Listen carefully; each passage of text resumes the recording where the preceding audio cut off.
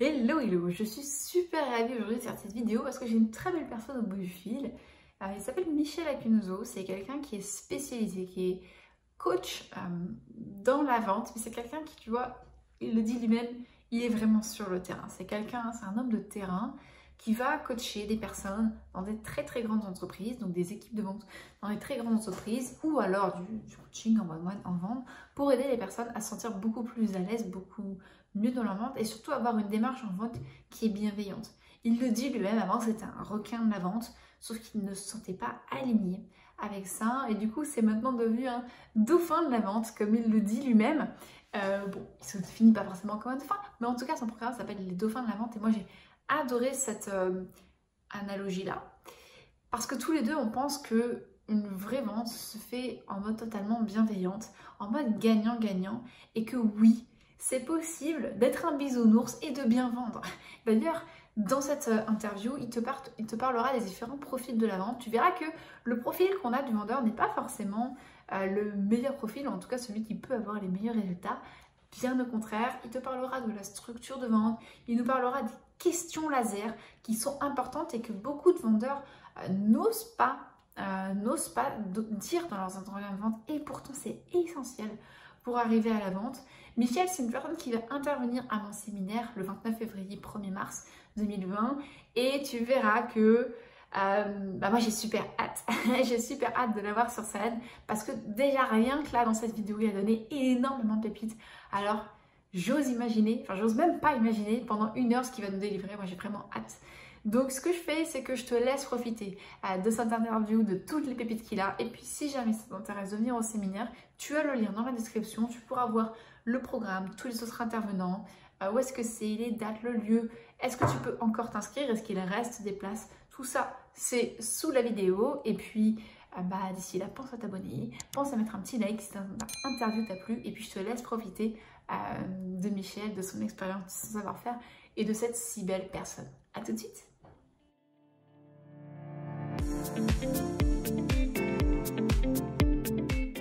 Hello à toi qui nous regarde. Aujourd'hui, je suis en très bonne compagnie puisque je suis avec Michel Akonzo, qui sera présent à mon séminaire. Coucou Michel, merci d'avoir accepté l'interview. Oui, avec grand plaisir. Dis-moi, est-ce que tu veux bien te présenter en quelques mots pour les personnes qui ne te connaîtraient pas encore? Oui, alors j'interviens spécifiquement aujourd'hui dans des TPE, dans des PME, pour booster leur chiffre d'affaires, notamment au niveau des techniques de vente, techniques de closing, et faire un lien très fort entre le développement humain et le développement commercial. Ok. Donc, j'ai été directeur commercial de plusieurs sociétés avant d'arriver à lancer mon business, mais on en parlera, hein, j'imagine, Mhm. par la suite. D'accord, super. Et du coup, quand tu accompagnes les personnes, tu interviens directement dans l'entreprise, tu fais du coaching, comment tu fais? Oui, alors donc il y a de l'accompagnement soit dans l'entreprise, soit aussi à des séminaires auxquels les participants peuvent venir. La plupart du temps, il y a vraiment cette notion de coaching individuel et coaching Mhm. collectif par rapport à, si je prends un exemple concret, un accompagnement d'un manager, d'un patron d'entreprise qui a des équipes de vente. Donc on va accompagner, donc je vais accompagner tant la direction par rapport à ce mindset de vente, Mhm. amour de la vente, et en même temps les équipes commerciales, individuellement et ou collectivement. Mais l'idée est vraiment de faire le lien avec le terrain. L'idée, c'est vraiment de partir de ce qu'ils vivent tous les jours. Je ne suis pas un grand théoricien, même si je Mhm. suis HEC à la base. Je suis plutôt quelqu'un de terrain. J'aime ce qui se passe sur le plancher des vaches. D'accord, j'adore cette expression. Ok. Et du coup, dans les problématiques, même si j'aime pas dire ça, dans les challenges que tu rencontres avec les personnes que tu accompagnes, quel type de challenge tu peux rencontrer? Et qu'on pourrait transposer du coup un petit peu au métier du web ou pour les web entrepreneurs. Je sais pas si je suis claire dans ma question. Mais en fait, oui, enfin, il y a certainement un lien, on va voir. Mais Mm. pour moi, les problématiques principales, que ce soit des web entrepreneurs ou des entrepreneurs, il y a des moments, un timing où on doit closer, Ouais. où il faut closer le deal. Qu'on le veuille ou non, s'il n'y a pas de vente dans l'entreprise, ben, il n'y a pas d'entreprise. il y a différents chemins, il y a différents canaux, différents funnels pour, euh, pour attirer, euh, pour attirer les leads. Mm. À un moment donné, il faut conclure avec le lead, hein, que ce Ouais. soit face à face, que ce soit au téléphone, que ce soit face à un groupe. Et donc, c'est dans ces problèmes, enfin, ce sont des problématiques pour moi, c'est plus dans ces challenges. Parce que souvent, les commerciaux, les entrepreneurs font super bien leur job jusqu'à l'étape du closing. Et la réponse est pourquoi ça, en fait, pourquoi cette étape-là? En fait, c'est relativement simple. C'est là que la pression est la plus haute. C'est là que l'adrénaline est la plus élevée. Et donc, humainement, en tant qu'être humain, on essaye d'éviter cette. Et puis on s'en veut, on se dit, ah, si j'avais dit ça, si j'avais fait ça. Donc voilà, mon objectif, c'est vraiment d'amener ces entrepreneurs, ces commerciaux, à prendre plaisir, à prendre davantage de plaisir, de passion à closer les deals avec respect et bienveillance. Oui. C'est vraiment deux valeurs, on pourrait dire, qui sont en mode gagnant-gagnant, qui sont importantes pour moi. Parce que pour continuer un peu sur mon histoire, on ne l'a pas dit tout à l'heure, mais je viens d'un monde de requins, on va dire. Un monde de requins de la vente qui a fait un peu son mea culpa quelque part. À un moment donné, c'était très difficile pour moi de continuer dans ce mode de vie, hein, parce que c'est un mode de vie finalement. Ça m'a fait très très mal intérieurement, j'ai envie de dire même au niveau de l'âme. Ces techniques de vente que nous voyons, les spécificités pour les principes, les stratégies pour conclure des ventes, alors étaient très très bien, mais les valeurs qui étaient derrière n'étaient pas toujours les meilleures. Alors à un moment donné, je me suis dit, on peut faire un lien entre des valeurs fortes, humaines et durables, et des techniques de vente qui sont porteuses de succès commerciaux. Ouais, ça c'est super important ce que tu dis. Toi, tu te définis comme un dauphin de la vente, même j'avais vu ça. Alors, je ne sais pas si je me définis comme ça, mais en tout cas, c'est vrai qu'il y a un programme online qui s'appelle Ouais. Dauphin de la vente, qui a son succès auprès de mes clients et d'autres. Mais en fait, c'était plus pour faire le penchant entre requin d'un côté, et finalement, il n'y avait pas de miroir, il n'y avait pas de pendant du requin. Et pour la petite parenthèse, si tu veux que je te raconte pourquoi j'ai appelé ce programme Dauphin de la vente, ça te dit que je te l'explique en quelques Ouais, mots? bah, bien sûr, avec plaisir. Pour rappeler peut-être aux auditeurs, j'avais la chance d'être pour la deuxième ou troisième fois, je pense, à l'île Maurice. Mm. Et on va faire un tour avec les dauphins en famille, avec ma femme, les enfants. On saute dans l'eau, avec les dauphins autour de nous. Donc on les voit vraiment dans leur environnement naturel. Je ne sais pas si tu l'as déjà fait, ou enfin, tu l'as déjà fait, mais c'est énorme. Enfin, l'énergie qui est dégagée par les dauphins, c'est juste. Je pense qu'il faut le vivre. Ça connecte vraiment à l'émotion, à l'âme des gens.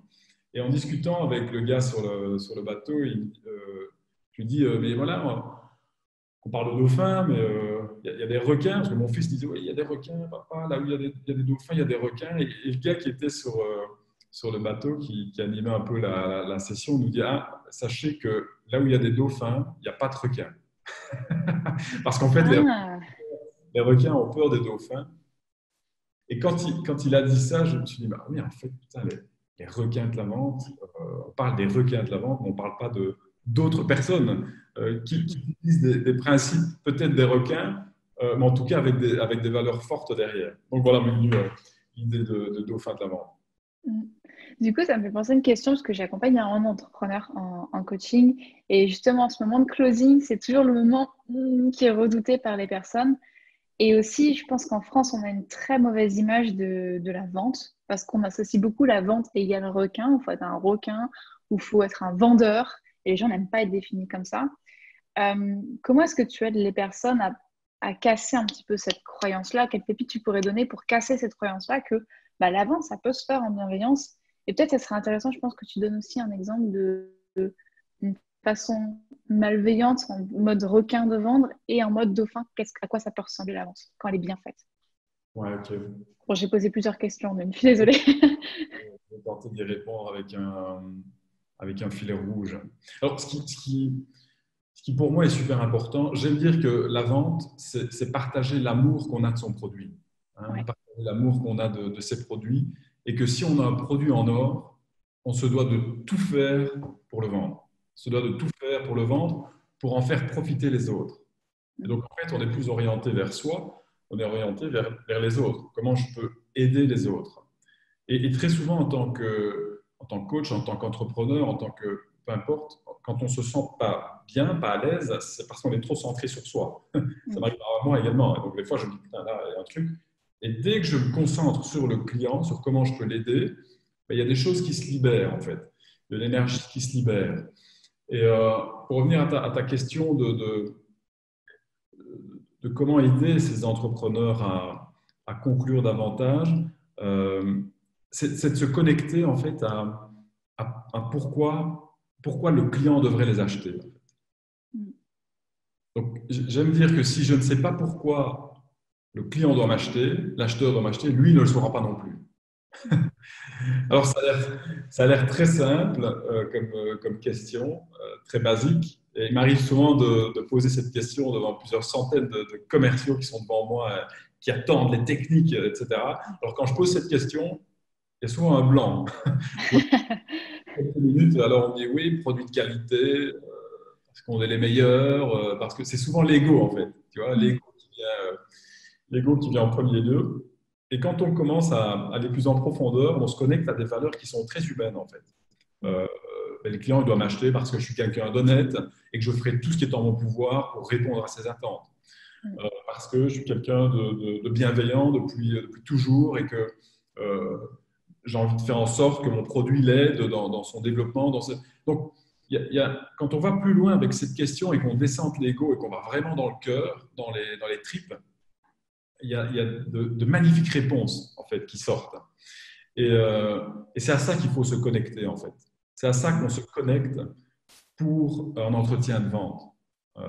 C'est les premières. Alors c'est évolutif, c'est-à-dire qu'on peut avoir certaines réponses à cette question à un moment et y avoir d'autres réponses 6 mois après, 1 an après. Donc ça, la vente est évolutive. Ce n'est pas du fonctionnariat. On fait pas du respect que j'ai pour les fonctionnaires, mais on ne fait pas du 9-5 dans la vente. Donc il y a vraiment cette notion d'évolution, cette notion de ça bouge. Et donc, voilà, se reposer régulièrement cette question est hyper important. Et savoir aussi que la conclusion, ce n'est pas uniquement la fin en fait, de l'entretien de vente. Il y a des étapes pour l'entretien de vente. Hein, on le verra certainement lors de ton séminaire. J'expliquerai ces étapes de l'entretien, la structure de l'entretien de vente.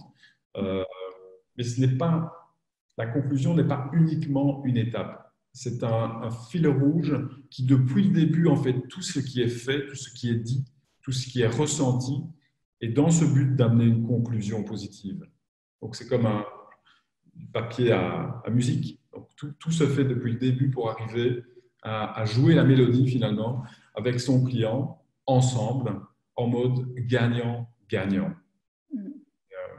Et si on ne sent pas qu'on est dans du gagnant-gagnant avant de démarrer l'entretien, ben alors là, on est dans, et je commence déjà un peu à répondre à ton autre question du requin de la vente ou du dauphin de la vente, ben on est plus dans le requin. Si on ne sait pas ce que notre client va gagner à travailler avec nous, va se défendre corps et âme pour qu'il obtienne ses objectifs, pour qu'il atteigne ses objectifs, alors on est dans une vente gagnant-perdant, qui est plus du mode du requin de la vente. Moi qui faisais partie un peu de ces gens, alors c'était assez... Il y a des automatismes en fait dans cette communauté. C'est par exemple quand on t'appelle, tu vois, tu as ton N+1 qui t'appelait, ou moi en tant que directeur commercial, c'était pas comment vas-tu, c'était combien vas-tu. Combien vas-tu aujourd'hui? Ou alors, tu sortais de clientèle, c'était yes, je l'ai eu. Tu vois, yes, je l'ai eu. En fait, on voit ça dans le Loup de Wall Street aussi. Ouais. Alors, c'est juste infâme. Alors, dans le sens où, comme si on pouvait que soit moi je suis gagnant, soit l'autre est gagnant. C'est une croyance en fait. C'est juste une croyance, c'est juste un mindset. Donc, c'est toutes ces réactions pour terminer un peu avec mon histoire, quelque part, qui, moi, personnellement, m'ont blessé, m'ont touché corporellement. Et donc, à un moment donné, voilà, il était venu le moment d'alchimiser ça et d'utiliser ces principes dans un mode durable. Et de là, en fait, si on revient à comment closer davantage, il y a toute une série de questions laser qu'il est hyper important de poser aux clients lors de la finalisation, lors du closing, et que très souvent, les commerciaux, les entrepreneurs n'osent pas poser, en fait. Ouais. Parce qu'ils sont mal à l'aise, parce qu'ils ne se sentent pas bien avec ça. Et la bonne nouvelle, c'est que c'est normal. C'est normal qu'ils ne se sentent pas totalement à l'aise avec ça, parce qu'ils n'ont pas l'habitude de le faire. Oui. Et s'ils veulent des résultats autres que ce qu'ils ont aujourd'hui, ils vont devoir dire et faire des choses qu'ils n'ont pas l'habitude de faire et de dire. Tout à fait. Et donc, pour continuer de terminer, peut-être en partie de répondre à ta question, euh, donc je disais qu'il y a cette préparation dans la vente. On parle du 80-20 également. On dit dans la vente qu'il y a 80% de la vente qui est réalisée avant même de voir le client. Waouh. OK. 80% de la vente qui est réalisée avant même de voir le client. Et donc, il n'y a plus que 20% en one-to-one. Enfin, quand on est dans de la vente face à face, il n'y a plus que 20% qui se joue. Alors que la plupart du temps, on pense que c'est l'inverse. Ouais. Tout se joue quand je suis face au client. Mais non, il y a une loi dans la vente qui dit ça. Alors, de nouveau, ce n'est pas la vérité, c'est une vérité qu'il est important d'intégrer par rapport à soi, par rapport à sa personnalité, par rapport à ses valeurs. Mais il est quand même judicieux de bien comprendre ce principe de 80-20 qui fait vraiment office de préparation. Préparation autant en termes de connaissance du client, mais aussi en termes de connaissance de soi. Parce que plus on monte en puissance, plus on monte en confiance, moins on va avoir d'objections en fait. C'est vrai, ouais. De la part de notre client qui est en face. Et que ce soit toi ou moi ou l'audience, il nous arrive souvent d'être face à des commerciaux où on n'a même pas envie de négocier en fait. Bon, limite, en tant que si on est acheteur, on est mal à l'aise de vouloir négocier parce qu'on sent qu'il y a tellement de valeur, il y a tellement de valeur qui est là que c'est déplacé en fait. Et donc l'idée pour le closing, ben, c'est se mettre dans l'autre sens. C'est-à-dire en fait quel est le prix que je veux donner à mon produit et pour ce prix-là, ben, quelle est la valeur que je veux amener. Et quand je vends ce produit à 100, pour moi, il vaut 1000. Et donc, c'est un cadeau que je fais à mon client parce qu'en fait, il le paye 100, il va le payer 100, mais pour moi, il vaut 1000. Tu vois, et ça, de nouveau, on est dans les 80-20. Donc, c'est-à-dire que ça, c'est dans les 80% de la préparation. Si je ne suis pas convaincu que ce que je vais donner à mon client, ça vaut 1000 et ça coûte 100, mais, alors, ça ne veut pas dire que je ne vais pas aller en entretien de vente, mais je démarre déjà avec moins de chances de conclure ma vente. Tu vois, donc il y a tout cet aspect dans le closing, il y a tout cet aspect intangible de développement humain, en fait, de mindset, de gestion de pensée, de gestion émotionnelle qui vont aller dans un sens, qui vont augmenter considérablement mes chances de conclure positivement avec le client ou pas, en fait. Donc tout ça se joue avant. D'accord, ouais. Donc une grosse partie finalement de mindset. C'est clair, ouais. Et de confiance en soi. Voilà, d'être bien conscient de si je ne sais pas pourquoi mon client doit m'acheter, lui ne le saura pas non plus. On dit dans la vente, quand le vendeur hésite, l'acheteur n'hésite pas, il n'achète pas. C'est clair, ouais, je pense que c'est très très vrai. D'ailleurs, je le vois, hein, c'est les meilleurs closings, si on peut dire ça, que j'ai fait. J'étais tellement sûre de moi, ça s'est passé, mais Comme une lettre. facile. Alors qu'il y a des jours où j'étais un petit peu plus en énergie ou un petit peu plus en remise en question de moi-même. Là, la vente, ça se passait pas du tout, quoi. Donc ouais, je qu'on soit bien ça. Pour compléter ce que tu dis, c'est que j'ai eu la chance de gérer plusieurs dizaines de commerciaux dans ma carrière de directeur commercial. Et alors, ce qui m'a toujours impressionné, c'est la différence de caractère et de personnalité dans les meilleurs vendeurs que je coachais, que j'accompagnais. Ça veut dire que j'avais on va dire des hommes grands, forts, charismatiques, tu vois, qui parlent avec une voix qui porte, etc., qui avaient des très bons résultats. À côté de ça, je me rappelle d'une petite blonde dans un coin, tu vois, qui disait rien, timide. En réunion, elle participait, mais pas trop, etc. Et c'est elle qui avait le meilleur taux de conversion et le meilleur chiffre d'affaires. Donc, tu vois, tu vois, tous ces préjugés, en fait, de se dire, ouais, le vendeur grande gueule, ben non, ça peut être totalement l'inverse.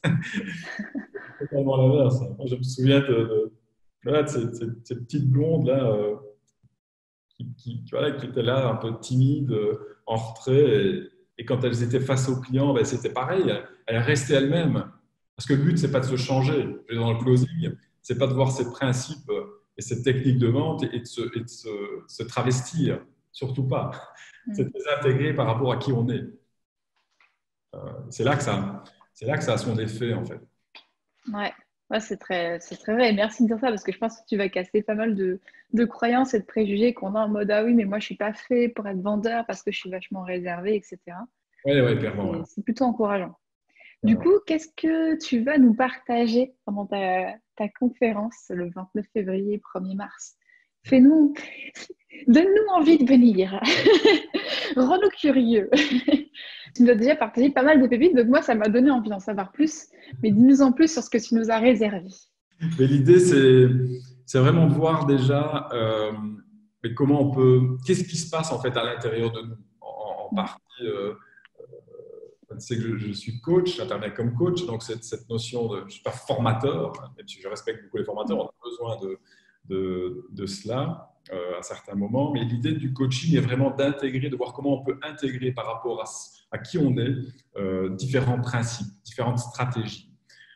Et c'est quelques-unes de celles-là qu'on va voir ensemble, notamment cet entretien de vente, parce qu'il est clair que la vente, c'est séquentiel, en fait. C'est un processus, ce sont des étapes, c'est de la neurochirurgie. Souvent, on me dit oui, mais moi, je veux pas que ce soit, je veux que ça fasse naturel, je veux le faire intuitivement, je veux le faire instinctivement. Alors, oui, ok, à l'intérieur de la structure, à l'intérieur du canevas, à l'intérieur de la colonne vertébrale. Tu vois, c'est un peu comme si tu avais un neurochirurgien qui va t'opérer, il arrive dans la salle d'op et il te dit ah ben aujourd'hui, je vais le faire au feeling. On n'est pas rassurés. Parce que tout, en fait. Tu te dis, ouais, ok, il peut être le meilleur expert au monde, il va le faire au feeling. Donc, ça veut dire que si le vent va par là, ça va amener un certain résultat. Et si c'est de l'autre côté, donc il y a de ça dans la vente. Et c'est ça que j'ai envie de partager avec les participants, c'est qu'il y a des éléments à maîtriser, en fait. Et donc, il y a des éléments à apprendre, qu'on peut vraiment apprendre, engrammer et surtout faire respirer par rapport à qui on est, faire transpirer par rapport à qui on est. Et ça, c'est un élément hyper important. Et également, dans ces étapes, ce qu'on appelle les phrases laser. Donc, c'est des phrases qui permettent vraiment de faire sortir les dernières objections, si elles sont là, chez le client et pouvoir le rassurer, en fait. Sans habitude, d'ailleurs, ouais, cette notion de rassurer, c'est l'une des phrases laser peut-être sur laquelle on débattra également, mais de quoi avez-vous besoin, monsieur le client, pour être totalement rassuré que vous faites le bon choix avec moi? Tu vois, donc ce genre de questions permet au client de penser en fait à ce qui ne le rassure pas. Et donc, si on sait, comme dans un livre ouvert, les derniers éléments qui lui manquent pour être totalement rassuré de faire affaire avec toi, et quand on les a, ben, il suffit de le rassurer sur cela, et puis après on travaille ensemble. Hein, donc c'est proposer la conclusion. Parce que beaucoup de conclusions ne se font pas aussi parce que l'entrepreneur commercial ne propose pas la conclusion. Ouais. Tout simplement. C'est clair. Et, ce qu'on verra ensemble, il y a aussi ce que eux veulent voir en fait. Et ça fait déjà partie de l'étude quelque part de la vente. C'est de se rapprocher de ce qui est important pour eux, de c'est quoi leur problème, qu'est-ce qu'ils vivent, en quoi c'est difficile pour eux de closer des deals, de vendre davantage. C'est la raison pour laquelle on aura ces informations et auxquelles je pourrais répondre de manière directe, en coaching direct peut-être, ou en tout cas de manière précise à ce qu'ils désirent. Donc c'est vraiment ça l'idée, c'est d'être en mode workshop, où on travaille sur leurs problématiques, j'aime le dire, de terrain, en fait, ce qu'ils vivent tous les jours. Sur le plancher des vaches. Je ferai part aussi de mes erreurs, parce que alors j'étudie la vente depuis, ça fait plus de 15 ans maintenant, j'étudie la vente et le coaching des commerciaux et le boosting des vendeurs, et je fais encore des erreurs, et j'en ferai encore. Je suis loin de ne faire aucune erreur et d'être parfait dans la vente. Par contre, il y a cette notion de volonté de progrès, tu vois, de vouloir progresser.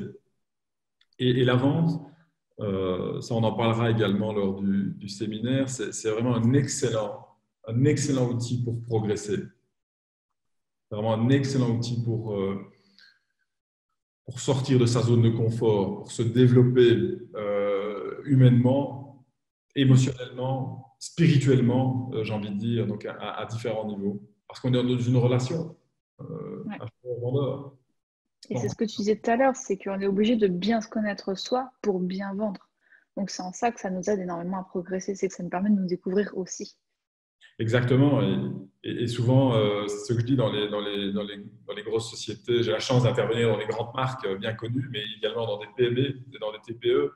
Et le discours, il y a souvent un discours qui est pareil, enfin, qui est le même, que ce soit dans des grandes marques de luxe ou dans des PME, dans des TPE, c'est que nos objectifs commerciaux, en fait, ce n'est pas tellement l'objectif en soi qui est intéressant, c'est la personne qu'on doit devenir pour atteindre l'objectif.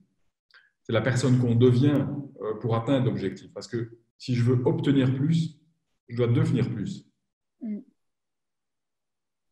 Du coup, c'est intéressant parce que même les entrepreneurs qui aujourd'hui font peut-être plus de 6 chiffres, parce qu'il y en aura dans les participants, plus de 6 chiffres, peuvent toujours progresser. Il y a toujours une marge de progression en devenant plus. Et c'est ce que tu vas nous transmettre, j'imagine. C'est clair, c'est clair. Alors, et c'est là où le coaching peut reprendre le relais. Dans tous nos domaines de vie, il y a toujours un endroit où on peut s'améliorer. Si on ne s'améliore pas, on est en train de mourir. C'est comme les plantes, enfin la nature est comme ça. Si on n'arrose pas, à un moment donné, ça périclite. Et donc clairement, c'est là où la vente, en plus d'augmenter son chiffre d'affaires, d'avoir plus de rentrées, etc., le fait d'aller vers plus de ça permet de devenir soi-même plus. Et ça, c'est à vie. Après, c'est des éléments qu'on peut transmettre chez nous, à notre famille, à notre femme, à notre mari, à nos enfants. Et en même temps, il y a les retours financiers. Donc, c'est ça.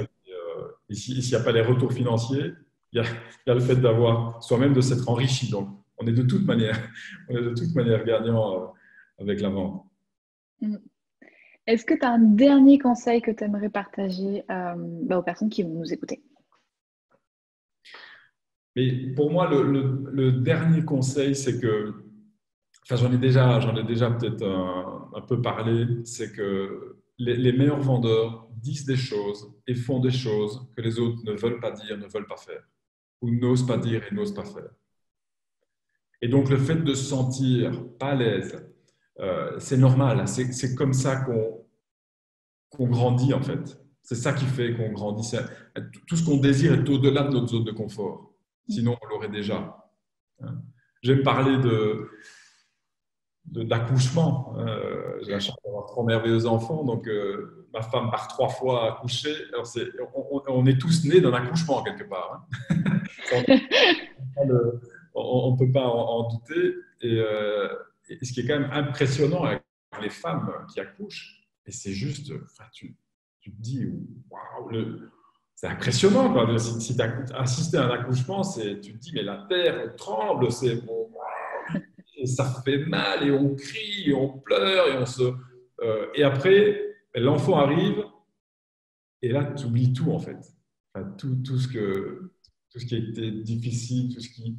Et donc, on est né avec ça, et c'est ça qu'il est important de se reconnecter quelque part, un peu à cette partie animale en nous.